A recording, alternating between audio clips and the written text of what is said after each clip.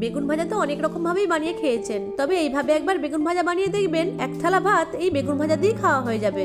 নমস্কার বন্ধুরা, আমি ঝর্ণা। ঝর্ণার সিম্পল রেসিপির আরেকটা নতুন ভিডিওতে আপনাদের সবাইকে স্বাগতম জানাই। কেমন আছেন সবাই? আশা করছি ভালো আছেন।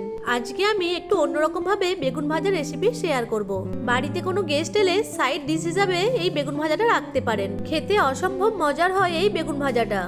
বাড়িতে থাকা সামান্য কিছু উপকরণ দিয়ে ঝটপট বানিয়ে নেওয়া যায় মজার এই বেগুন ভাজাগুলো। চলুন তাহলে রেসিপিটা শুরু করি। এই বেগুন ভাজাগুলো বানানোর জন্য প্রথমে আমি একটা স্টাফিং তৈরি করে নেব। তার জন্য গ্যাসের ফ্লেম অন করে একটা কড়াই বসিয়ে কড়াইয়ে জল নিয়ে জলটাকে গরম করে নেব। জল গরম হয়ে গেলে গরম জলের মধ্যে দিয়ে দেবো হাফ চামচ লবণ। লবণটাকে জলের সাথে মিশিয়ে নেব। এখন গরম জলের মধ্যে দিয়ে দেবো কুচি করে রাখা কিছুটা বাঁধাকপি, কিছু কড়াইশুঁটি আর একটা গাজরকে ছোট ছোট টুকরো করে গরম জলের মধ্যে দিয়ে দিচ্ছি। সব সবজিগুলোকে মিশিয়ে নিয়ে ঢাকা দিয়ে সবজিগুলোকে সেদ্ধ করে নেব। এইখানে আপনারা আপনাদের পছন্দ মতো সবজি যেমন মিষ্টি কুমড়ো, ফুলকপি ইত্যাদিগুলো ব্যবহার করতে পারেন। সবজিগুলো সেদ্ধ হতে থাক, ততক্ষণে আমি বেগুনটাকে কেটে নেব। এই বেগুন ভাজাটা বানানোর জন্য বাজারে যে লম্বা লম্বা বেগুনগুলো পাওয়া যায় সেগুলো নিতে হবে। বেগুনগুলো একটু লম্বা আর একটু মোটা টাইপের হলে ভালো হয়। বেগুনটাকে মাঝখান দিয়ে এরকম ভাগ ভাগ করে নিতে হবে।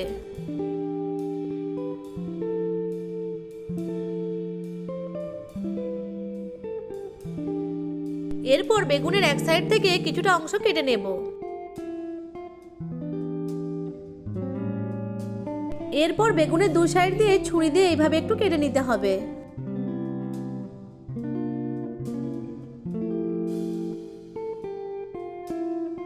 এরপর বেগুনের ভেতর যে অংশটা আছে সেটা চামচ দিয়ে উঠিয়ে নেব। মাঝখানের এই অংশগুলো ফেলে দেব না, এইগুলো এই বেগুন ভাজাতে কাজে লাগবে।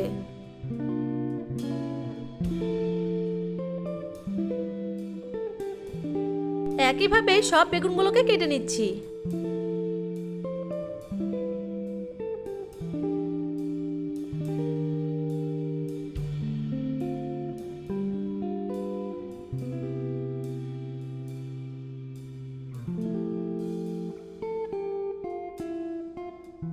একইভাবে সব বেগুনগুলোকে কেটে নিয়েছি। এরপর এই বেগুনগুলোকে একটু লবণ আর হলুদ মাখিয়ে নেব।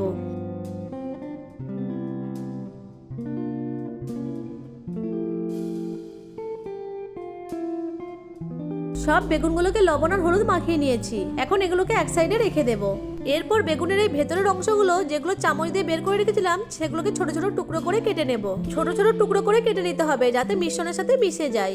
বেগুনের ভেতরের অংশগুলোকে ছোট ছোট টুকরো করে কেটে নিয়েছি। এইদিকে যে সবজিটা সেদ্ধ করতে দিয়েছিলাম সেটা সেদ্ধ হয়ে গেছে। এখন একটা ছান্তার সাহায্যে সবজিগুলোকে জল ঝরিয়ে তুলে নেব। সবজিগুলোকে তুলে নিয়ে একটু ঠান্ডা করে নেব। সবজিগুলোকে একটা বলে নিয়ে নিয়েছি, সাথে নিয়েছি একটা সেদ্ধ আলু। আলুটাকে আমি আগে থেকে সেদ্ধ করে রেখেছিলাম। এখন হামালিতে যে ডান্ডাটা থাকে সেই ডান্ডাটা দিয়ে হালকা ম্যাশ করে নিয়ে হাত দিয়ে ভালো করে ম্যাশ করে নেব।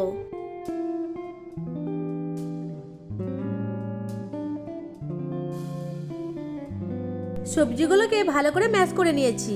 এখন এর মধ্যে দিয়ে দেব স্বাদ মতো লবণ, হাফ চামচ হলুদের গুঁড়ো, হাফ চামচ মতো গরম মশলা, হাফ চামচ মতো গোলমরিচের গুঁড়ো, দিয়ে দেব একটা মিডিয়াম সাইজের কুচানো পেঁয়াজ, দিয়ে দেব একটা কুচানো কাঁচা লঙ্কা আর কিছু ধনেপাতা কুচি দিয়ে সবকিছুকে খুব ভালো করে মেখে নেব।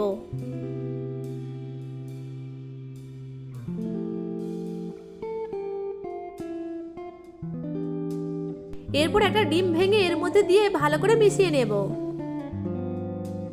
আমি মিশ্রণের মধ্যে 1 টেবিল চামচ সরষের তেল দিয়ে মিশিয়ে নিয়েছিলাম, দেখাতে ভুলে গেছি। এখানে অবশ্যই করে সরষের তেলটা দিয়ে মিশিয়ে নেবেন। এরপর এর মধ্যে দিয়ে দেবো ছোট ছোট টুকরো করে রাখা বেগুনগুলো। বেগুনের টুকরোগুলোকে মিশ্রণের সাথে হালকা করে মিশিয়ে নেব।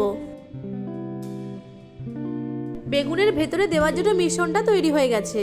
এরপর মিশ্রণ থেকে কিছুটা করে মিশ্রণ নিয়ে একটা চামচের সাহায্যে যে বেগুনগুলো কেটে রেখেছিলাম তার মাঝখানে মিশ্রণটা ভরে দেব।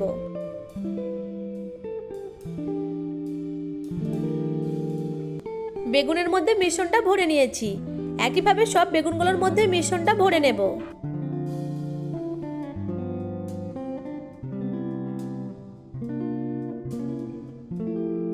বেগুনগুলো ভাজার জন্য একদম তৈরি হয়ে গেছে। এখন গ্যাসের ফ্লেম অন করে একটা প্যানে সরষের তেল নিয়ে তেলটাকে গরম করে নেব।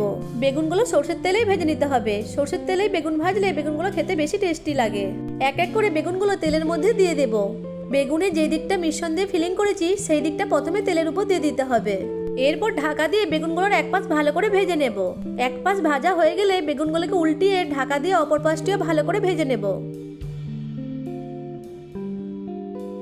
বেগুনগুলোকে উল্টে পাল্টে দুই পাশ ভালো করে ভেজে নিতে হবে। দুই পাশ ভালো করে ভাজা হয়ে গেলে বেগুনগুলোকে তুলে নেব। আমার এখানে মিশ্রণটা কিছুটা বেড়ে গিয়েছিল, তাই এখানে আমি আরো দুটো এক্সট্রা বেগুন ভেজে নিয়েছি। সব বেগুনগুলো ভেজে নিয়ে একটা প্লেটে সার্ভ করে দিয়েছি।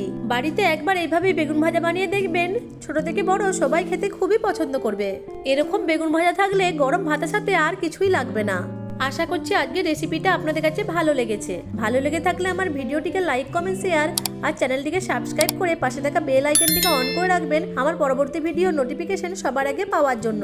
দেখুন বেগুনের ভেতরের ফিলিংগুলো কত সুন্দর কুক হয়েছে। ভিডিওটা প্রথম থেকে শেষ পর্যন্ত দেখার জন্য আপনাদেরকে অসংখ্য ধন্যবাদ।